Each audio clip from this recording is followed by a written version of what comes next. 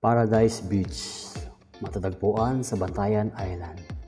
Ang Paradise Beach ay isang perpektong lugar para magpalipas ng araw na maglaro sa tubig habang hinahangaan ang malinaw na tubig nito. Ang napakagandang beach na ito ay naaayon sa pangalan nito na may malinis na puting buhangin, malinaw na turquoise na tubig at isang maaliwalas na kapaligiran, perpekto para sa swimming, sunbathing, at stand-up paddleboarding. Ang Bantayan Island ay maaaring maging pinakamahusay na alternatibo sa Boracay, isa sa mga pangunahing isla ng Pilipinas.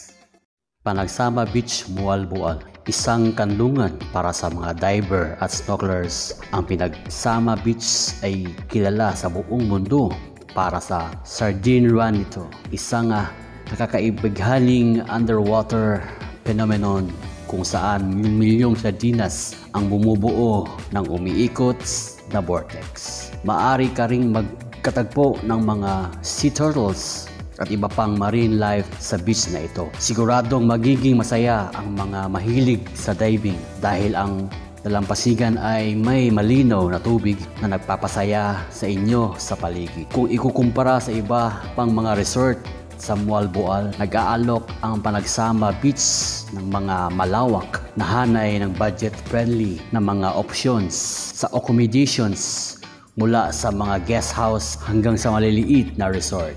Number 3. Lambog Beach, Badian.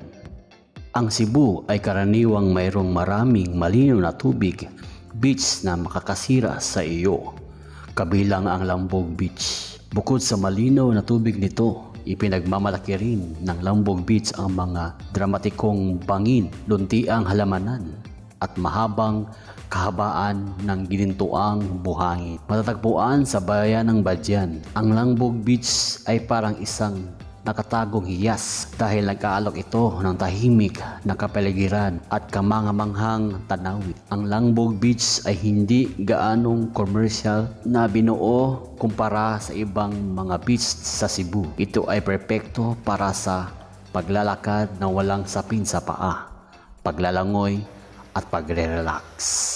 Number 4. Hermit's Cove, Mualboal. Matatagpuan sa Aloginsan, timog ng Cebu City. Ang Hermit's Cove ay isa sa mga pinakamagandang mga beach sa Cebu.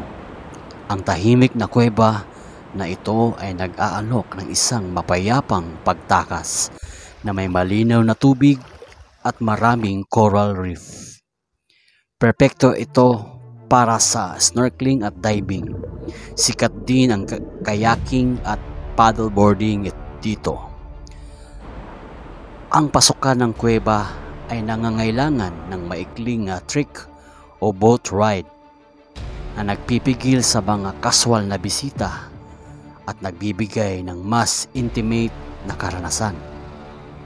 Ang Hermit's Cove ay may makulay na coral reef na puno ng mga kulay na isda, kaya't ito'y isang paraiso para sa mga snorkeler at scuba divers. Mag-explore ng iba't ibang marine life at mahulog sa ganda ng ilalim ng dagat. Number 5. Pescador Island, Mualboal.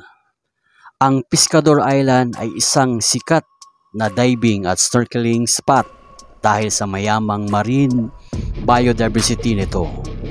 Ang mga nakapaligid na coral reef ay puno ng makukulay na isda, habang ang mas malalim na tubig ay maaaring humawak ng mas malaking buhay sa dagat tulad ng mga pating.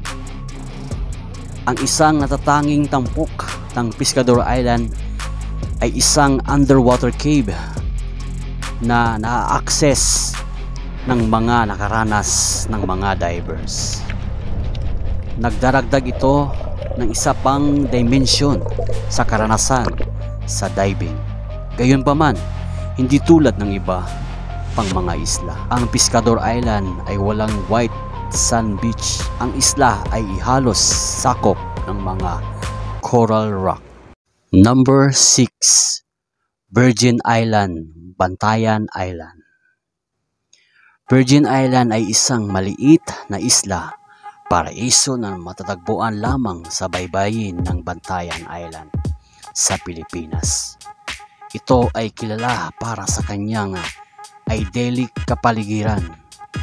Ipinagmamalaki ito ng mga malinis na white sand beach, crystal clear turquoise water, at nakahiga na vibe. Ang mababaw na tubig at malambot na buhangin ay ginagawang mainam para sa paglangoy at pagbabad sa araw. Napakaliit ng Virgin Island para sa overnight stays. Karamihan sa mga bisita ay dumarating sa mga day trip mula sa Bantayan Island. Number 7. Bastaco Beach, Moalboal. Ang Bastaco Beach ay isang popular na kilometro-long stretch na white sand beach sa Moalboal, Cebu, Philippines. Tulad ng ipinahihiwatig ng pangalang, Bastaco ay nanguhulugang malaking buhangin sa Cebuano. Ang pinagmamalaki ng Bastaco Beach ay mahabang kahabaan ng pino at malambot na puting buhangin. Perpekto para sa mamamasyal, sunbathing at pagbuo ng mga sand castle. Nag-aalok ang ilang resort at cottage ng lounge chair, payong at water sports equipment rental tulad ng kayak para sa paggalugad ng baybayin. Number 8. Lango Beach, Malapascua Island. Ang Lango Beach na tinutukoy din kung minsan bilang North Point ay nag-aalok ng isang natatanging karanasan. Ipinagmamalaki ng Lango Beach ang mahabang kahabaan ng malinis na puting buhangin at malinaw na tubig na turquesa. Nag-aalok ang nakapalibot na tanawin ng mga nakamamanghang tanawin, lalo na sa panahon ng pagsikat at paglubog ng araw. Hindi tulad ng mas maraming mga turista sa Malapascua, ang Lango Beach ay isang liblib na hindi gaanong masikip na destinasyon. Perpekto para sa mga naghahanap ng isang papayapang pagtakas sa isang pagkakataon upang magpahinga ang layo mula sa mga tao. Number 9. Bounty Beach, Malapascua Island. Ang Bounty Beach ay ang puso at kaluluwa ng Malapascua Island, Cebu, Philippines. Ito ang pinakasikat at masiglang lugar na nag-aalok ng masiglang kapaligiran sa tabi ng magagandang tanawin sa beach front. Ipinagmamalaki mismo ng beach ang kaibig-ibig na kahabaan ng puting buhangin, perpekto para sa paglangoy, pag-sunbathing at pag-enjoy sa mga tanawin. Ang Malapascua ay sikat sa buong mundo. Nag-aalok ang mga dive shop sa Bounty Beach ng diving at snorkeling trip upang galugurin ang kapaligiran na tubig at reef. Number 10. Bacau Beach, Camotes Island. Ang Bacau Beach na matatagpuan sa Camotes Island sa Cebu, Philippines ay nag-aalok ng serene escape para sa mga beach lovers na naghahanap ng isang hindi pa nabubuo at natural na paraiso. Hindi tulad ng iba pang mga beach sa Camotes Island, ang Bacau Beach ay nanatiling halos hindi pa rin nauunlad. Ipinagmamalaki ito ang malawak at bukas na lugar na may minimal na commercial at struktura o resort. Perpekto para sa mga taong mas gusto ang isang natural, mas mahabang turista beach karanasan. Kilala ang Bacau Beach sa mahabang kahabaan ng pinong puting buhangin, Ang kristal na malinaw na asul na tubig ay karaniwang kalmado, na ginagawang mainam para sa paglangoy at pag-wading. Sa kabuuan, ang Cebu ay nagbibigay ng isang perpektong balanse ng pagpapahinga, pakikipagsapalaran, kultura, at itong isang mainam na destinasyon para sa isang hindi malilimutang bakasyon.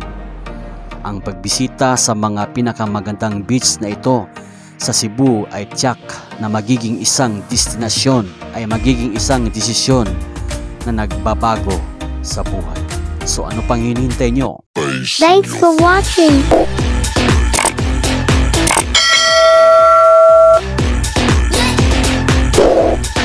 Champ TV.